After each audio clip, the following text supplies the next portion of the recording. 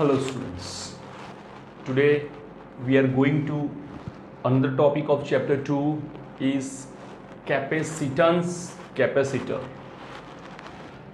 This topic is very interesting topic.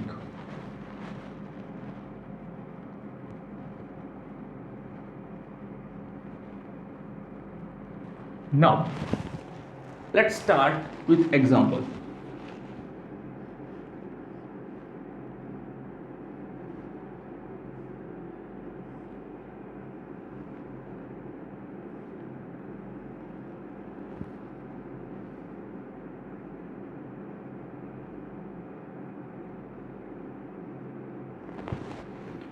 Suppose ये कोई नल है, ठीक है, उसके नीचे बाल्टी रख दो, रख दी।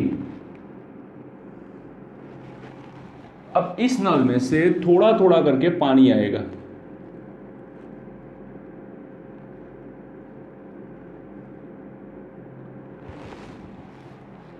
ध्यान से सुनना, शुरुआत में ये पानी इस बकेट के अंदर आएगा ऐसे,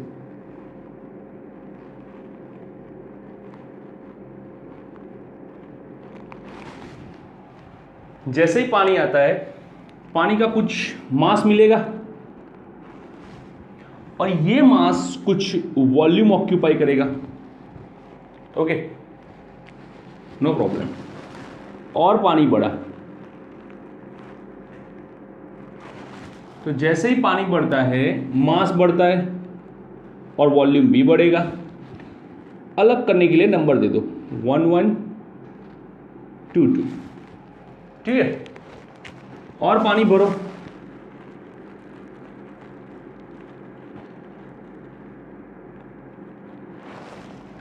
और पानी भरा तो और ज्यादा मास हुआ और ज्यादा वॉल्यूम हुआ। बट इन सब में कॉमन क्या है? The ratios, they are equal, because ratio of mass and volume is what? Density.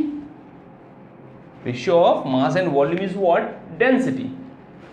100% इस कंसेप्ट को ही कॉपी करेंगे, ये मतलब पानी और वॉल्यूम को कॉपी नहीं करेंगे, कंसेप्ट को, कि कोई एक बढ़ता है तो दूसरा बढ़ता है, उसके साथ उनका रेशियो जो होता है वो कांस्टेंट रहता है। Let's take a conducting sphere.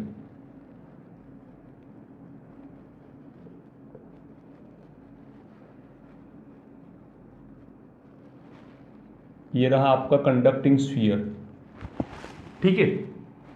उस कंडक्टिंग स्फीयर के पास इनिशियली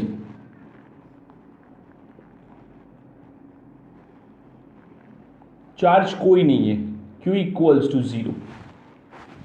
चार्ज नहीं है तो पोटेंशियल भी 0 होगा। कॉमन है, वो भी पता है कि अगर चार्ज ना हो तो पोटेंशियल भी नहीं होता है। Charge 0, potential 0। Okay, let's bring a one charge over it. Charge आते ही पोटेंशियल आया। Now as charge increase, potential will increase. Why? Because the equation of potential is 1/4 pi epsilon 0 q by r square. और ज्यादा charge बढ़ाओ, पूरा भर दो। So as charge increase V increase, charge increase V increase. But the ratio of 1/4 pi epsilon naught is what? It's k, q by r square. r square ऊपर, k नीचे। Sorry, Q by R, my mistake, is equals to V नीचे, it's Q by V. R is a radius of the conducting sphere. K is a constant 9×10⁹. So अगर conducting sphere के surface की बात करो तो उसकी radius surface पे किसी भी पॉइंट पे सेम मिलती है। तो R constant, K constant, that means ratio of Q is to V is also constant. Okay, तो अगर ये Q is to V ratio है, उस रेशियो को कांस्टेंट रहना है, तो ये बन जाता है capacitance C. Capacitance C is equals to Q by V. Okay, और एक फॉर्मूला है, formula of spherical capacitance. Spherical capacitance is C equals to R by K or 4 pi epsilon 0 R और 4 pi epsilon 0 R मिलता है spherical capacitance का formula. अब यहां से हम थोड़ा यूनिट में जाएंगे.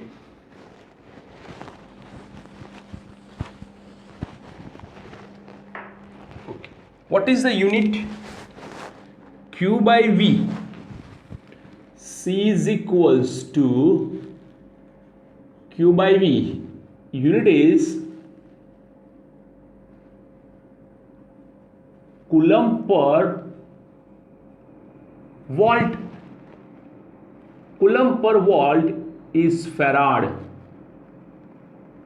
In the memory of great scientist Michael Faraday. Farad, not Faraday. Unit of capacitance is farad, not Faraday. Faraday was a scientist. Generally, capacitance की जो वैल्यू होती है वो बहुत ही छोटी होती है, तो इसीलिए कैपेसिटेंस ज़्यादातर माइक्रोफेराड, नैनोफेराड और पिकोफेराड में आपको मिलते थे. माइक्रोफेराड, नैनोफेराड और पिकोफेराड में आपको मिलते हैं. डायरेक्टली आपको फेराड यूज नहीं करना है. ओके, तो अभी देखते हैं टू स्फीयर्स से.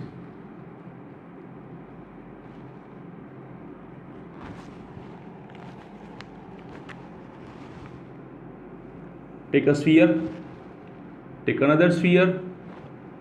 Distance between them is suppose d. One charge is positive. One sphere is positively charged. So, with respect to this becomes negative. ये नेगेटिव बना, एक पॉजिटिव एक नेगेटिव. ओके, यहां पे आप जितना पॉजिटिव इंक्रीज करोगे ये उतना नेगेटिव बनता जाएगा, because they behaves charge with respect to each other. एक दूसरे के रिस्पेक्ट से ये पॉजिटिव नेगेटिव बिहेव करते हैं. तो as charge increase in this sphere also increase. So the ratio of this Q to V is common, but this time it has a positive Q, it has a negative Q. It has a positive potential, it has a negative potential. So the potential between these two bodies is, suppose it is 1, it is 2, V1 minus V2. And the potential is always equal because the charges are equal, radius are equal, both are identical. Okay, capacitor use करना है तो then the spheres must be identical. एक बड़ा एक छोटा ऐसा नहीं ले सकते, दोनों का सेम डायमेंशन से लेना पड़ेगा. तो दोनों का पोटेंशियल भी सेम आएगा, क्योंकि पोटेंशियल का फॉर्मूला है 1/4 पाई एप्सिलॉन 0. ये तो कांस्टेंट है. ये रहा आपका Q जो कि दोनों में सेम है बाय मैग्नीट्यूड, और R जो कि रेडियस दोनों की सेम है, तो दोनों का पोटेंशियल क्या मिलेगा आपको, same. So potential difference delta V is equals to V1 minus V2. सो ये रहा आपका पोटेंशियल डिफरेंस इन दोनों स्फीयर, और इन दोनों का कैपेसिटेंस बनता है C is equals to Q by V. Means two oppositely charged identical spheres are separated by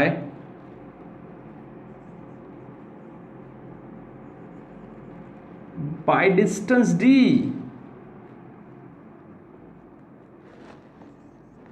Okay, and this system is known as capacitance or a capacitor. The system is known as capacitor. This is a spherical capacitor, to spheres capacitor, और इसी to sphere capacitance का use करके हम लोग कहाँ जाएंगे, parallel plate capacitance, जो कि मोस्ट आईएमपी थ्योरी है, मोस्ट आईएमपी। तो चलो यहाँ पे आपको थोड़े बहुत चलो ब्रेक डाउन पे जाते हैं। व्हाट इज ब्रेक डाउन, एक नया वर्ड है।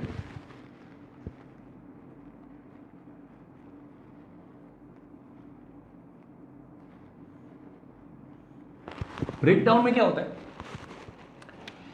ये जो स्फीयर होता है उसके ऊपर आप चार्ज डालो, थोड़ा डाला और ज्यादा और ज्यादा और ज्यादा, ठीक है। As charge increase electric field will increase, as charge increase electric field will increase, okay. और जैसे जैसे इलेक्ट्रिक फील्ड इंक्रीज होगा, इलेक्ट्रिक फील्ड की सबसे बड़ी डिसएडवांटेज क्या है पता है, वो है ना, वो जो आयंस होते हैं एयर के अंदर, जो आयंस होते हैं उसके साथ आयोनाइजेशन शुरू करता है। ऐसा क्यों? क्योंकि हमने इसके ऊपर क्या रखा है, चार्ज। वो चार्ज को पहचानेगा। अब ये थोड़ी जानेगा कि हवा का है या कैपेसिटर का है या किसी और स्फीयर का है। वो तो चार्ज को देखेगा, रिएक्शन शुरू करेगा, आयोनाइजेशन शुरू हो जाएगा। आयोनाइजेशन शुरू होगा तो धीरे धीरे हमारा वोल्टेज भी जो है वो ड्रॉप होना शुरू हो जाएगा, क्योंकि जो चार्ज इसके ऊपर हमने रखे थे वो, सपोज ये देखो, ये मैंने पॉजिटिवली चार्ज कर दिया, ठीक है। अब एटमॉस्फेयर जो कि पूरा पॉजिटिव नेगेटिव से भरा हुआ है,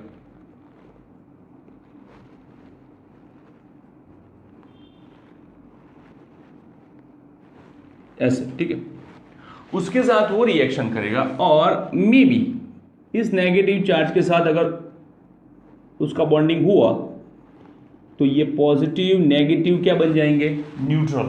क्या बनेंगे, न्यूट्रल। और न्यूट्रल बना मतलब यहां जो चार्ज थे पहले कितने थे, 1 2 3 4 5 6 7 8 चार्ज के हिसाब से पोटेंशियल मिलता था। अब ये चार्ज नेगेटिव के साथ न्यूट्रल हो गया, मतलब उसकी जो पॉजिटिव इफेक्ट थी वो चली गई। तो क्या बचा, 1 2 3 4 5 6 7 चार्ज बचा। चार्ज रिड्यूस हुआ तो वोल्टेज भी रिड्यूस हुआ। तो एक सर्टेन लेवल तक यहाँ पे वोल्टेज रिड्यूस हो सकता है, that's called break down, okay. धीरे धीरे ब्रेक डाउन, उसे हम लोग लीकेज भी बोलते हैं समटाइम्स, कि एटमॉस्फेयर में हमारा चार्ज लीक हो रहा है, तो लीकेज भी वर्ड यूज कर सकते हैं। तो यहां पे हमारा मेन टॉपिक आ रहा है पैरेलल प्लेट कैपेसिटर।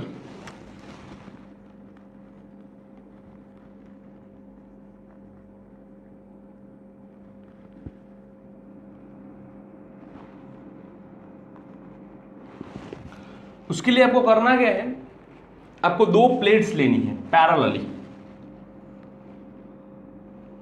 ये 2 प्लेट्स, ठीक है। अब इस 2 प्लेट में एक प्लेट को फुल्ली पॉजिटिव आप चार्ज कर दो, दूसरी प्लेट को फुल्ली नेगेटिव चार्ज कर दो, क्लियर। अब इसके ऊपर क्या है, प्लस क्यू चार्ज, इसके ऊपर क्या है, minus Q charge. This 2 plates are separated by distance d, okay. Distance d से ये दोनों सेपरेट हुई है। अब दोनों प्लेट पे चार्ज सेम है, तो ये पॉजिटिव चार्ज है, उसका जो इलेक्ट्रिक फील्ड है वो आउटर मिलेगा, आउटर। तो उसे हम लोग E प्लस बोलेंगे, E plus, and the direction of negative charge is inward,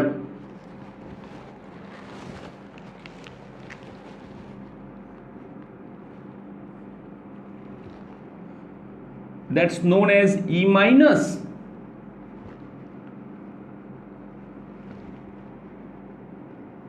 Okay, clear? According to the equation, E plus sigma divided by 2 epsilon 0 for positive and E minus sigma divided by 2 epsilon 0. Okay, अभी direction से बात करेंगे तो कुछ ऐसा मिलेगा, positively sigma by 2 epsilon 0 n caret और negatively minus sigma by 2 epsilon 0 n caret. Okay, directions are opposite due to positive and negative. Okay, let's see. एक फिगर आउट करते हैं कि भाई outside the plates electric fields are opposite. Electric fields are opposite. So for opposite,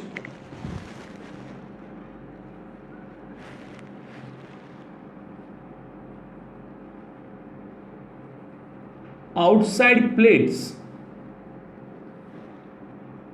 electric field are opposite. So subtraction is possible. E minus, it's sigma by 2 epsilon 0 minus sigma by 2 epsilon 0. ओहो, ये क्या हो गया? 0.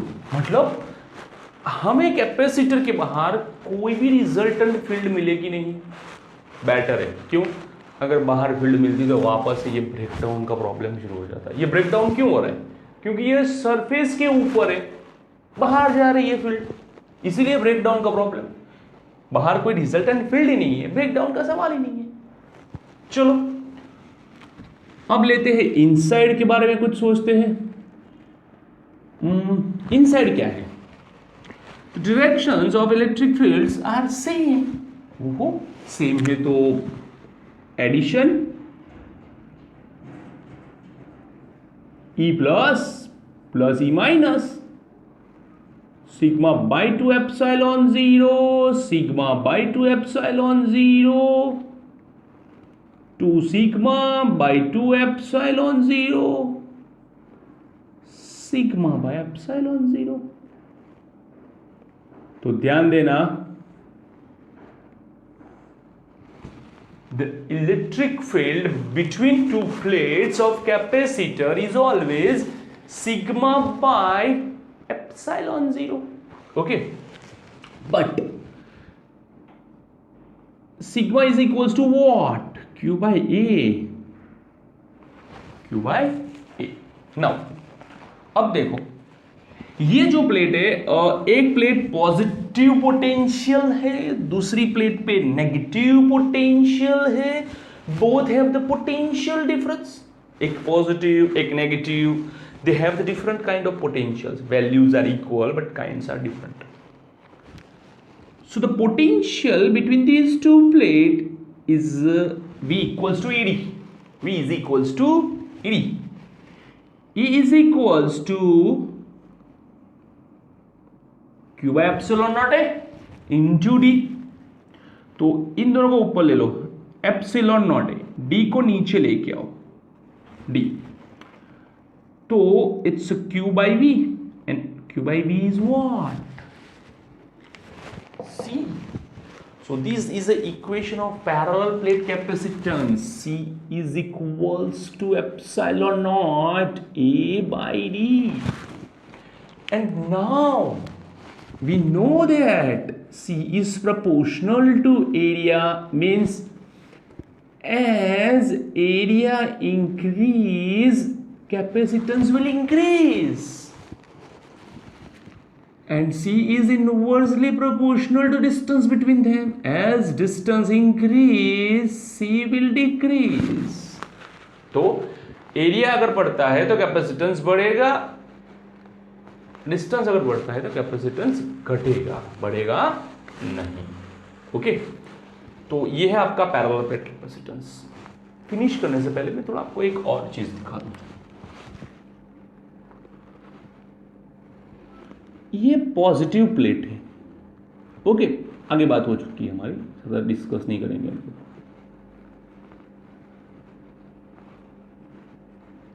ये negative plate है। अगर बात करें पॉजिटिव प्लेट की तो इलेक्ट्रिक फील्ड ऐसे जा रही है। क्यों ऐसे? देखो सेम डायरेक्शन, पॉजिटिव में से निकलेगी, नेगेटिव में जाएगी। ठीक है, चलो ऐसे समझ लो आप, जो अपने रेगुलर हिसाब से समझते हो। ये बात हुई दो प्लेट के बीच, मतलब एग्जैक्ट ऐसी जगह जहां पे वो कंजर्वेटिव है, मतलब उसके ऊपर एटमॉस्फेयर का कोई इफेक्ट नहीं है। लेकिन मैं बात करूं कि ये जो आउटसाइड एरिया है, ये ऊपर का जो प्लेट है, वहां पे क्या है, एटमॉस्फेयर भी है। ये पूरा एटमॉस्फेरिक है, यहां पे पूरा एटमॉस्फेयर है। अब वहां पे एटमॉस्फेयर है, हाँ, तो प्रॉब्लम क्या है एटमॉस्फेयर में कि वो जो एटमॉस्फेयर है वो चार्ज को आयोनाइज करता है, चार्ज के साथ एक रिएक्शन करता है, जिसके लिए इस लाइन सीधी नहीं मिलती है, हमें कुछ ऐसी टेढ़ी हो जाती है ऐसी, क्योंकि वो अट्रैक्ट होती है आयोनाइज्ड एटमॉस्फेयर के साथ। सेम भी नेगेटिव में भी ऐसा ही कुछ होता है। ठीक है, तो इसे बोलते हैं fringes of fields, fringing of the field. तो ध्यान रखना कि कैपेसिटर में आउटर, ये एक एक्सेप्शनल केस है, नॉन आइडियल कंडीशन, ये हमारी आइडियल कंडीशन है। ठीक है, ये आपको इसलिए बता रहा हूं कि जानना जरूरी है कि भाई जब प्रैक्टिकली आप पैरेलल प्लेट कैपेसिटर यूज करोगे तो आपको ये फेस करना ही पड़ेगा। हाँ, ये नहीं करोगे, इसमें ये आइडियल है, फॉर्मूला से आपको लमसम आंसर मिलेगा, लेकिन ये आपको कंपलसरी फेस करना ही करना है डेफिनेटली।